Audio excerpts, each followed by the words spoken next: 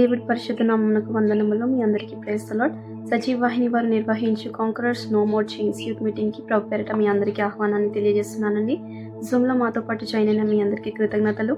అలాగే YouTube live ద్వారా వీక్షిస్తున్న మీ అందరికీ ప్రభు పేరిట ఆహ్వానాన్ని తెలియజేస్తున్నానండి. ప్రార్థనతో ఈ ప్రోగ్రామ్ని ప్రారంభించుకున్నాము.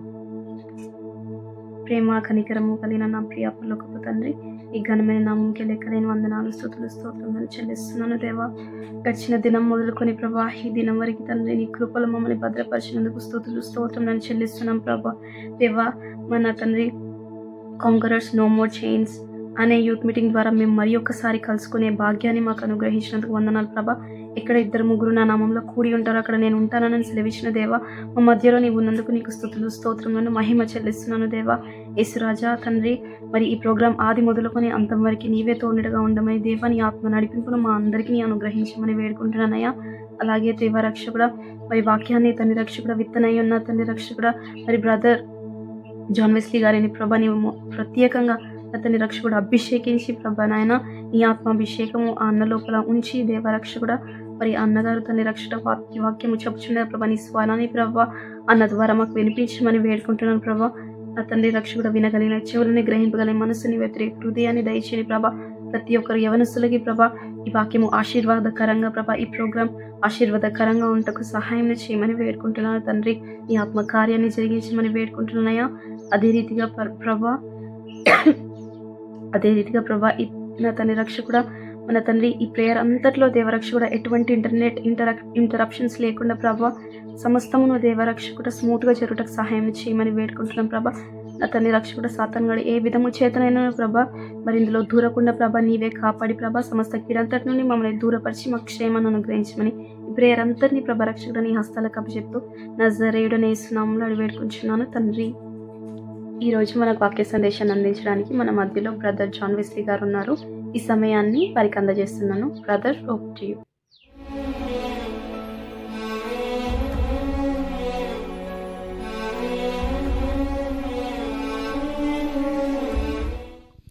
ప్రభునందు ప్రియమైనటువంటి యవనస్తులారా, ప్రత్యేకమైన వందనాలు చెల్లిస్తున్నాను. మరి ఈరోజు ఈ రీతిగా మిమ్మల్ని కలుసుకుని ఈ రీతిగా మరి దేవుని వాక్యం అందించడానికి దేవుడు నాకు ఇచ్చిన మంచి సమయాన్ని బట్టి దేవునికి వందనాలు చెల్లిస్తున్నాను.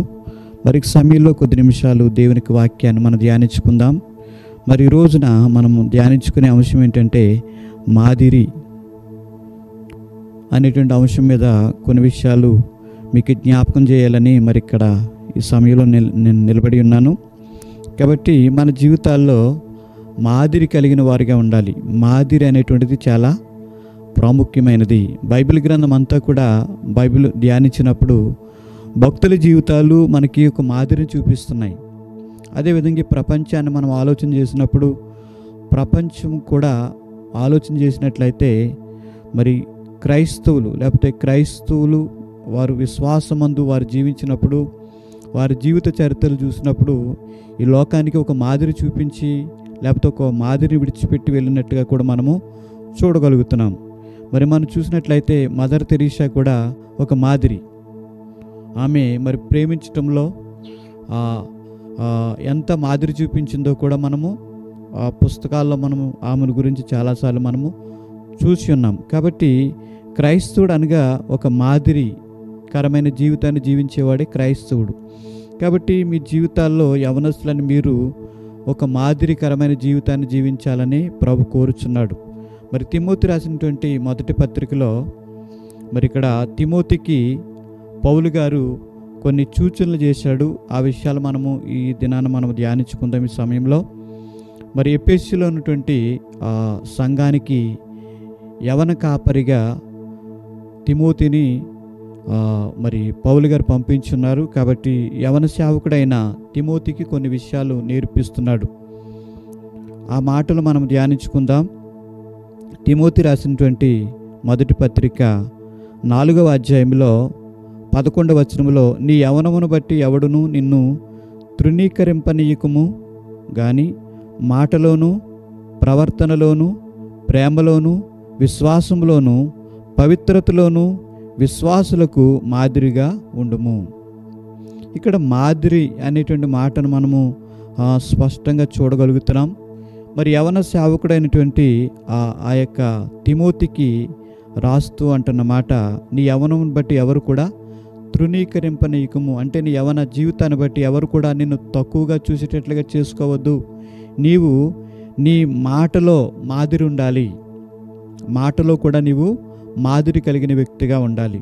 కాబట్టి మాట అనేటువంటిది మనము జాగ్రత్తగా ధ్యానించినప్పుడు యేసుక్రీస్తు ప్రభువారు కూడా శిష్యులకి కొన్ని విషయాలు బోధిస్తూ అన్న మాట, తన శిష్యులకి నేర్పించిన మాట ఏంటంటే, మనుషులను అంటే అపవిత్రపరిచేది బయట నుంచి లోపలికి వచ్చేటువంటిది అపవిత్రపరచదంట, కానీ లోపల నుంచి బయటకు పోయేదే అపవిత్రపరుస్తుందంట. అది ఏమంటే, మనం చూసినప్పుడు మనలో ఉన్న ఆలోచనలు అపవిత్రపరుస్తాయని మనకి చాలాసార్లు మనం ధ్యానించున్నాం. అంత మాత్రమే కాకుండా మనలో ఉన్న మాట, మన నోట వెళ్ళే మాట మనల్ని ఏం చేస్తుందంటే అపవిత్రపరుస్తుంది. కాబట్టి మాట అనేటువంటిది మన జీవితాల్లో జాగ్రత్తగా మనం మాట్లాడాలి. ఒక్కొక్కసారి మన జీవితాల్లో కోపం వస్తున్నప్పుడు ఆ కోపంలో మన యొక్క నాలుక స్లిప్ అయిపోతుంది. ఆ స్లిప్ అయిపోయిన నాలుక స్టిక్ అయిపోయి భయంకరంగా మరి రకరకాలుగా కోపంతో కూడిన మాటలు మాట్లాడినప్పుడు మాటను బట్టి మన జీవితాల్లో మనము మరి అపవిత్రంగా మార్చబడతాము. కాబట్టి మన జీవితాల్లో ఇక్కడ తిమోతికి రాస్తుంటున్న మాట ఏంటంటే, నీ మాట కూడా మాదిరికరంగా ఉండాలి. నువ్వు మాట్లాడే ప్రతి మాట కూడా ఇతరులు నిన్ను చూసినప్పుడు, నీ మాటను చూసినప్పుడు నిన్ను వారు గౌరవించేటట్లుగా నువ్వు మాట్లాడాలి. నువ్వు మాటలో కూడా మాదిరికరంగా ఉండాలి అని మరి పౌలు గారు తిమోతికి బోధిస్తున్నట్లుగా మనం చూస్తున్నాం. అంతేకాకుండా సామెతల గ్రంథము 10:19 కూడా చూస్తే విస్తారమైన మాటల్లో దోషం ఉంటుందంట. కాబట్టి విస్తారంగా మనం మాట్లాడకూడదు. ఎందుకంటే మనము విస్తారంగా మాట్లాడుతున్నప్పుడు ఎక్కువగా సమయం మనము డిస్కషన్ చేస్తున్నప్పుడు ఏమవుతుందో ఉంటుందంటే దోషాలు వస్తాయి. అంటే కొన్ని విషయాల నుండి ఇంకా కొన్ని అంతరంగిక విషయాల్లోకి వెళ్ళిపోతూ ఉంటాం. కాబట్టి దానిని బట్టి కొన్ని సమస్యలు వస్తూ ఉంటాయి. కాబట్టి మన మాట ఎలా ఉండాలంటే మితంగా ఉండాలి, విస్తారంగా మాట్లాడుకోకూడదు. మనం మాట్లాడే ప్రతి మాట కూడా పరిమితంగా ఉండాలి. ఆ మాట మనం మాట్లాడుతున్న మాట మనము అది ఏ విధంగా ఎదుటివారి మీద ప్రభావితం చూపిస్తుందో అని ఆలోచన చేస్తూ కూడా మాట్లాడాలని మరి దైవ లేఖనాల్లో కూడా మనం చాలా మార్లు మనం చూస్తున్నాం. అదేవిధంగా సామెతల గ్రంథము 15వ అధ్యాయం 23వ వచనం కూడా చూస్తే సమయోచితమైన మాట ఎంతో మనోహరం అంట. అంటే సమయానికి తగినట్లుగా మనం మాట్లాడినప్పుడు ఆ మాట ఎంతో మనోహరంగా ఉంటుంది. కాబట్టి మాటలు ఎందుకు నేను మరి మీకు చెప్తున్నానంటే, మన మాటలో కూడా మాదిరి చూపించాలి. ఆ మాట ఎప్పుడైతే మనము మాదిరికరంగా మన మాట ఉంటుందో అనేక మంది మనలను ప్రేమించగలుగుతారు, మనలను గౌరవించగలుగుతారు. నోరు మంచిదైతే ఊరు కూడా మంచిదవుతుంది అనేటువంటి సామెత తెలుగులో ఉన్నది. కాబట్టి మన నోరు మంచిదైనట్లయితే మనకున్న అనేక మంది మనకు స్నేహితులుగా మార్చబడతారు. అంతేకాకుండా ఆ మాటను బట్టి అనేక మంది మనలను గౌరవించలేకపోతారు. మన మాట సరైన రీతిలో మనం మాట్లాడినప్పుడు అనేక మంది మనలను ప్రేమించగలుగుతారు, మనము గౌరవించగలుగుతారు. అదేవిధంగా సామెతల గ్రంథం 15:1 కూడా మృదువైన మాట క్రోధమును చల్లార్చును అనే మాట కూడా మనం చూడగలుగుతున్నాం. కాబట్టి మృదువైన మాట మాట్లాడినప్పుడు ఎంత కోపంతో ఉన్నవారైనా వారి జీవితాలు వారి కోపము చల్లారిపోయేటట్లుగా చేస్తుంది. కాబట్టి మాటకి చాలా శక్తి ఉన్నది. అందుకే కాబట్టి మరి ఇక్కడ రాయబడిన వాక్యంలో ఉన్న సత్యం ఏంటంటే, మాటలో మనము మాదిరి చూపించాలి. మన మాట ద్వారానే ఎదుటివారు మనం గౌరవిస్తారు, మన మాట ద్వారా ఎదుటివారు మనం ప్రేమించగలుగుతారు, మన మాట ద్వారా ఎదుటివారు మరి మనలను హక్కును చేర్చుకోగలుగుతారు, మాట ద్వారానే మనకి ఇతరులు సహాయపడతారు. కాబట్టి మాటలో మాదిరికరంగా ఉండాలి. మరి విశేషంగా సంఘంలో లేకపోతే క్రైస్తవ సమాజం మధ్య మన మాట ఇతరులకు మాదిరికరమైన మాటగా మన మాట ఉండాలి అని ఇక్కడ వాక్యం ద్వారా దేవుడు యవనస్తులని మీతో దేవుడు మాట్లాడుతున్నాడు. కాబట్టి ఎక్కువ డిస్కషన్లు పెట్టుకున్నప్పుడు అనేక విషయాలు ఎక్కడెక్కడికి వెళ్ళిపోతారు, దానివల్ల అనేకమైన సమస్యలు వస్తాయి. కాబట్టి మాట్లాడే ప్రతి మాట కూడా మితంగా ఉండాలి. మాట్లాడే మాట మరి ముందు ఆలోచన చేసుకుని మనం మాట్లాడినప్పుడు మనము మాటలో కూడా మాదిరికరంగా ఉంటాం. కాబట్టి ఇక్కడ తిమోతికి ఆయన రాస్తున్న మాట ఏంటంటే, నీ మాటలో కూడా మాదిరి చూపించాలి. సంఘానికి ఒక మాదిరికరమైన వ్యక్తిగా, ఒక యవనస్తుడిగా ఉండాలి. యవన సేవకుడు నువ్వు గనక, నువ్వు యవన సేవకుడిగా ఎఫెసు సంఘంలో నువ్వు ఉన్నావు గనక నీ విశ్వాసులకి, సంఘానికి వచ్చే వారితో మాట్లాడేటప్పుడు నీ మాట మాదిరికరమైన మాటగా ఉండాలని మరి ఆ పౌలు గారు తిమోతికి రాస్తున్నట్లుగా మనం చూస్తున్నాం. రెండో మాట మనం చూసినట్లయితే ప్రవర్తనలో కూడా మాదిరి చూపించాలి. నీ బిహేవియర్లో కూడా మాదిరికరమైన జీవితాన్ని జీవించేటట్లుగా ఉండాలి. కాబట్టి మరి యేసుక్రీస్తు ప్రభువారు మరి వాక్యంలో మనం చూసినప్పుడు మరి యేసుక్రీస్తు ప్రభువారు కూడా ప్రవర్తన గురించి అనేక సార్లు మరి ఆయన మాట్లాడినారు. మరి 1 పేతురు 1:16 చూసినట్లయితే మిమ్మల్ని పిలిచినవాడు పరిశుద్ధుడై ఉన్నాడు కనుక మీరు కూడా సమస్త ప్రవర్తన యందు పరిశుద్ధులై ఉండండి అని కూడా యేసుక్రీస్తు ప్రభువారు మరి ఆ పేతురు ద్వారా మాట్లాడినట్లుగా మనం చూస్తున్నాం. కాబట్టి మన ప్రవర్తనలో కూడా మాదిరి ఉండాలి. మన ప్రవర్తన మరి ఎంత జాగ్రత్తగా ఉంటుందో, ఎంత మరి మంచిగా మనం ప్రవర్తించగలుగుతామో దాన్ని బట్టి అనేక మంది మనలను వెంబడించగలుగుతారు. మరి యేసేపు యొక్క జీవితాన్ని చూసినప్పుడు తన ప్రవర్తన ఎంతో మాదిరికరంగా ఉంది కనుకనే ఆయన మనకి అందరు కూడా ఒక రోల్ మోడల్గా బైబిల్ గ్రంథంలో ఆయన ఉండగలిగాడు. ఆయన ప్రవర్తన పాపము విషయంలో మరి పాపం చేయటానికి అవకాశం వచ్చిన సమయంలో కూడా తన ప్రవర్తనను ఎక్కడ కూడా పాడు చేసుకోకుండా ఆ ప్రవర్తనను పరిశుద్ధంగా కాపాడుకున్నాడు కనుకనే యవనస్తులని మీ అందరికి కూడా యేసేపు జీవితము ఒక రోల్ మోడల్గా బైబిల్ గ్రంథంలో ముద్రించబడ్డది.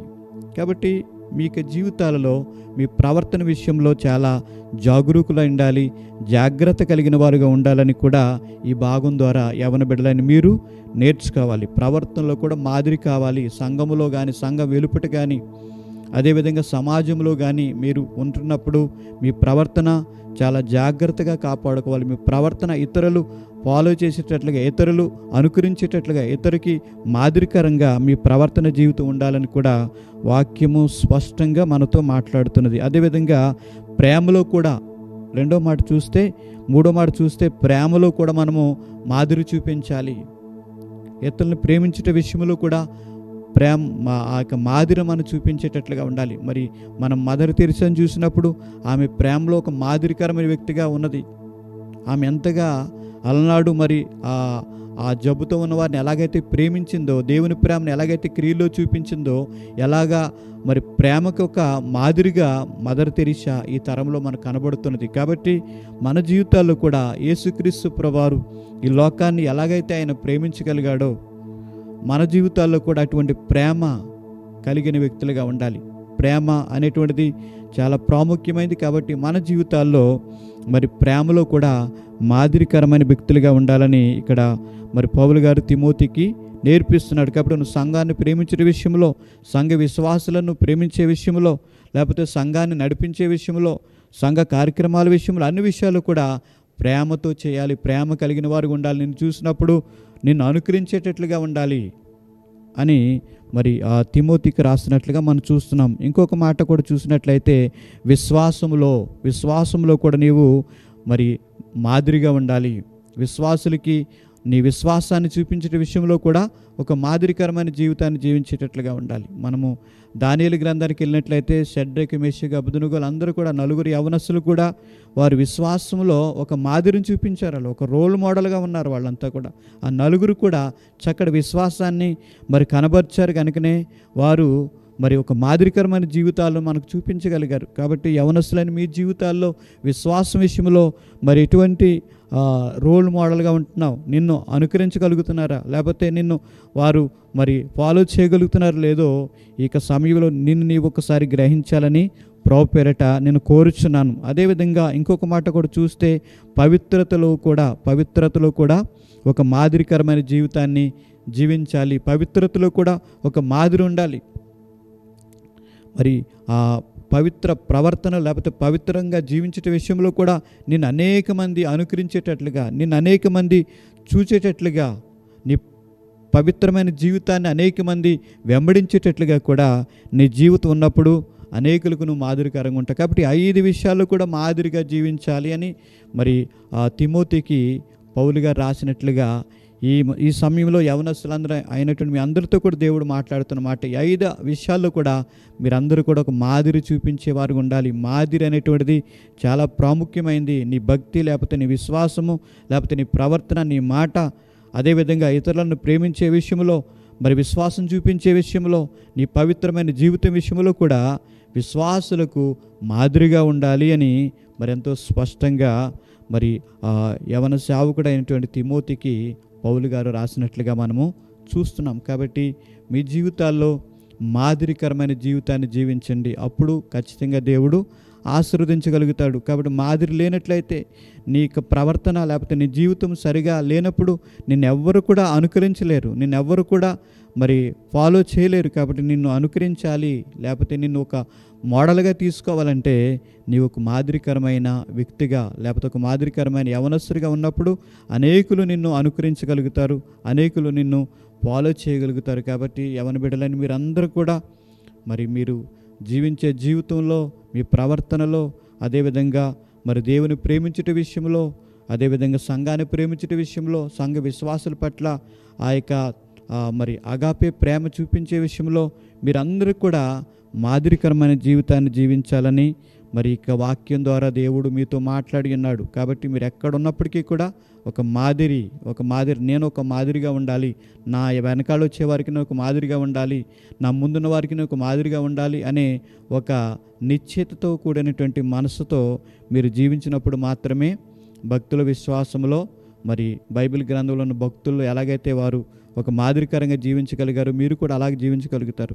ఒక దానియేలును చూసినా ఒక మాదిరి మనకు చూపిస్తున్నాడు, ఒక యోసేపుని చూసిన ఒక మాదిరి మనకు చూపిస్తున్నాడు, ఒక దావీదుని చూసిన ఒక మాదిరి ఆయనలోంచి మనం నేర్చుకోగలుగుతున్నాం. కాబట్టి భక్తుల అందరి జీవితాల్లో కూడా ఒక మాదిరి మనకు కనబడుతున్నది. అదేవిధంగా అపోస్తలుడైన పౌలు ఒక మాదిరి, నన్ను పోలు నడుచుకోండి అంటాడు పౌలు గారు. చూడు ఎంత ఆయన విశ్వాసంగా ఆ మాట అనగలిగాడు, అంతగా ఆయన జీవించాడు కనుక నన్ను పోలు నడుచుకోనండి అని చెప్పగలిగి ఉన్నాడు. కాబట్టి మరి బైబిల్ గ్రంథంలోని భక్తులందరినీ కూడా మనం చూస్తున్నప్పుడు ఒక మాదిరిని విడిచిపెట్టారు వాళ్ళు. వారి మాదిరి ద్వారా మనం రాబోయే తరాలకు కూడా ఒక మాదిరికరమైన విశ్వాసులుగా లేకపోతే భక్తులుగా దేవుని కోసం మనం జీవించినప్పుడు మన జీవితాలు అనేకులను ప్రభావితం చేస్తాయి, అనేక మంది రక్షణలోకి రాగలుగుతారు. నువ్వే మాదిరిగా లేనప్పుడు మరి నిన్ను వెంబడించే ప్రజలు కానీ, నిన్ను చూసే ప్రజలు కానీ, నిన్ను చూసే లోకము ఎలాగ ప్రభుని వెంబడించగలుగుతుంది, ఎలాగ ప్రభు యందు విశ్వాసం చూపించగలుగుతుంది. కాబట్టి నువ్వు ఒక మాదిరికరమైన వ్యక్తిగా ఉన్నప్పుడు నీ జీవితాల్లో నీ ప్రవర్తన బట్టి, నీ జీవితాన్ని బట్టి నువ్వు వాక్యం చెప్పవసరం లేకుండా కానీ, సువార్త ప్రకటించవలసిన అవసరం లేకుండా కానీ కూడా నీ ప్రవర్తన లేకపోతే నీలో ఉన్న ఆ మంచి సద్గుణాలు చూసి వాక్యం లేకుండా కానీ అనేక మంది యేసు ప్రభుని తెలుసుకోగలుగుతారు. కాబట్టి యేసుక్రీస్తు ప్రభువారికి ఒక ప్రతిబింబంగా నువ్వు ఉండాలి. యేసుక్రీస్తు ప్రభువారికి ఒక ప్రతిబింబంగా ఉన్నప్పుడు నీ పరిశుద్ధమైన ప్రవర్తన, నీ జీవితాన్ని చూసినప్పుడు అనేక మంది మరి మారు మనసు పొందుకోగలుగుతారు, రక్షణ పొందుకోగలుగుతారు. కాబట్టి నీ మాటలో మాదిరి కావాలి, అదేవిధంగా నీ ప్రవర్తనలో మాదిరి కావాలి, అదేవిధంగా నీ ప్రేమలో కూడా మాదిరి కావాలి, నీ విశ్వాసంలో మాదిరి కావాలి, నీ పవిత్రమైనటువంటి ప్రవర్తనలో కూడా మాదిరి కావాలని మరి ఇక సమయంలో వాక్యం ద్వారా దేవుడు మాట్లాడి ఉన్నాడు. కాబట్టి మరి ప్రియమైన యవనస్తులారా, మీ జీవితాల్లో నేను ఒక మాదిరిగా జీవించాలి, నేను ఒక రోల్ మోడల్గా ఉండాలి, ఒక మోడల్గా ఉండాలి అని నీవు దేవునికి సమర్పించుకున్నప్పుడు, యేసుప్రభుని మరి నీ జీవితాల్లో యేసుప్రభుతో నింపబడి నువ్వు జీవించినప్పుడు, ఆయన స్వభావాన్ని నువ్వు సంతరించుకున్నప్పుడు ఖచ్చితంగా ఆ మాదిరికరమైన జీవితం నీలోకి వస్తుంది. భక్తులు అలాగా దేవునితో నింపబడి ఉన్నారు కనుకనే వారి జీవితాలు మనకు ఒక రోల్ మోడల్గా ఉన్నాయి. కాబట్టి నీవు కూడా దేవుని చేత నింపబడినట్లయితే నీవు కూడా ఒక రోల్ మోడల్గా రాబోయే తరాలకు ఒక మాదిరికరమైన వ్యక్తిగా, లేకపోతే నీ కుటుంబంలోనే ఒక చక్కటి మాదిరికరమైన వ్యక్తిగా నువ్వు జీవించగలుగుతావు. నువ్వు వెళ్తున్న సంఘంలో ఒక మాదిరికరమైన వ్యక్తిగా ఉండగలుగుతావు. నువ్వు వెళ్తున్న కాలేజీలో కానీ, లేకపోతే సొసైటీలో కానీ బయటికి వెళ్తున్నప్పుడు ఒక మాదిరికరమైనటువంటి యవనస్తుడిగా నువ్వు ఉండాలంటే యేసు ప్రభు చేత నువ్వు నింపబడాలి. అప్పుడు మాత్రమే నువ్వు ఒక మాదిరికరమైన వ్యక్తిగా ఉంటావని సత్యాన్ని గ్రహించి ఆ రీతిగా మీ జీవితాలను దేవుని సమర్పించుకుని దేవుని యొక్క చిత్త ప్రకారం జీవించాలని కోరుతూ నా మాటలు ముగిస్తున్నాను. ప్రభు మిమ్మలను దీవించునుగాక. ఆమేన్. చిన్న ప్రార్థన చేసుకుందాం. పరిశుద్ధుడైన తండ్రి, ప్రేమ కలిగిన దేవ, మొదటి తిమోతి రాసిన పత్రిక నాయనా 4వ అధ్యాయంలో నాయనా స్తోత్రాలు 11వ వచనం ద్వారా కొన్ని మాటలు మాతో మాట్లాడి ఉన్నావు ప్రభువా. రాజాన్ని బిడ్డలతో మాట్లాడి ఉన్నావు తండ్రి. యవన బిడ్డలందరూ కూడా నాయన ఆ 5 కూడా వారు నాయన కలిగి ఒక మాదిరికరమైన జీవితాన్ని జీవించడానికి సహాయం చేయండి ప్రభువా. నాయన వారు ఎక్కడున్నప్పటికీ కూడా నాయన 5 విషయాలు అయా గుర్తుపెట్టుకుని నాయన 5 విషయాల్లో కూడా నాయన వారి జీవితాలను అయా మరి స్తోత్రాలు ప్రభా నాయన మరి వారి హృదయాల్లో ముద్రించుకుని వాటిని ప్రభా అన్వయించుకుని వాటి ప్రకారంగా జీవించడానికి అయా యేసయ్య నిన్నే ప్రభా ఒక మాదిరికరమైన నాయన దేవునిగా వారి జీవితాల్లో పెట్టుకుని ప్రభుని నాయన తను అనుకరించడానికి సహాయం చేయదేవ స్తోత్రాలు వందనాలు చెల్లిస్తున్నాం తండ్రి. భక్తుల జీవితాలే మాకు మాదిరి. యేసు ప్రభా మీరే మాకు మాదిరిగా ఉన్నారు కనుక మిమ్మల్ని అనుసరించడానికి సహాయం చేయమని ఈ వాక్యం విన్న యవన బిడ్డలందరినీ కూడా దీవించి ఆశీర్వదించి బలపరచమని నీ కృప చూపించమని యేసు నామమును బట్టి అడుగుచున్నాను తండ్రి. ఆమేన్. Thank you brother. విన్న వాక్యాన్ని మీ అందరి హృదయాల్లో భద్రపరుచుకున్నారని మేము నమ్ముచున్నామండి. సో చెప్పబడిన వాక్యాన్ని మన జీవితాలలో అనుదినము అన్వయించుకుంటూ దినదినం ప్రభులో ఎదుగుచూ దినదినం ప్రభులో సరిచేయబడిన జీవితాలతో మనందరం కొనసాగాలని కోరుకుంటూ తిరిగి మరలా మనం కలుసుకునేంత వరకు ప్రభు కృప మనందరికీ తోడై ఉండును గాక. ఆమేన్. Praise the lord.